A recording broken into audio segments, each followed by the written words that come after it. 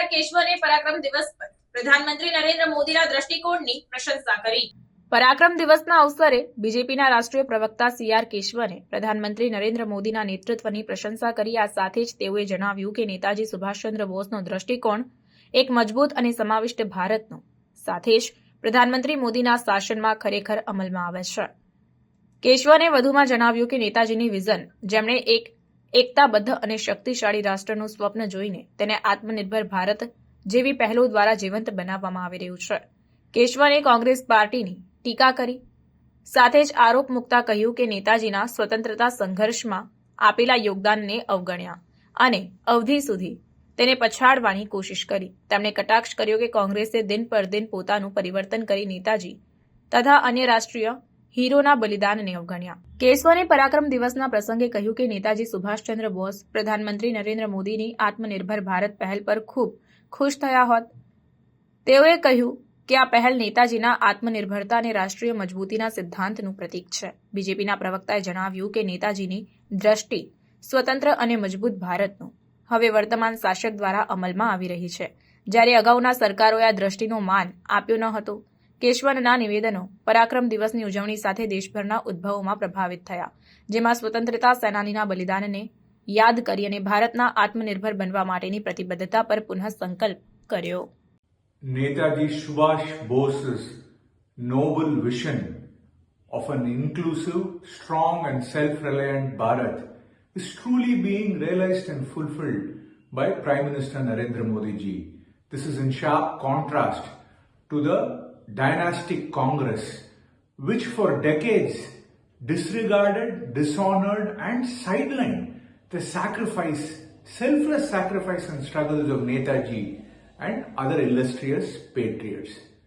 Netaji today would have been very proud to see the remarkable modernization of the Indian military under Modi ji's leadership. Also, he would have been very pleased to see the transformative strides we made in the defense sector, and specifically Netaji would have been very happy with the initiative of Atmanirbhar Bharat, and more importantly the pivotal role the Indian army is playing in making India self-reliant. The Congress party, as I said, for decades ignored and disregarded the contributions of various freedom fighters who sacrificed their life for our country during the freedom movement. Before, during the Congress regime, they would only remember dynastic dates like November 14th and November 19th. Nobody even bothered to remember November 15th or October 31st or January 23 today.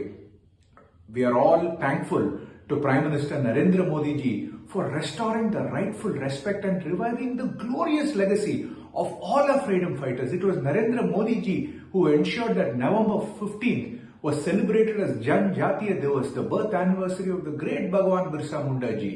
This is now celebrated as Janjatiya Divas, Tribal Pride Day. October 31st was declared as National Unity Day, Rashtriya Ekta Divas by Modi ji, and in 2021 the Prime Minister ensured that January 23, the birth anniversary of the great Subhash Chandra Bose, was declared as Parakram Divas, Day of Valor.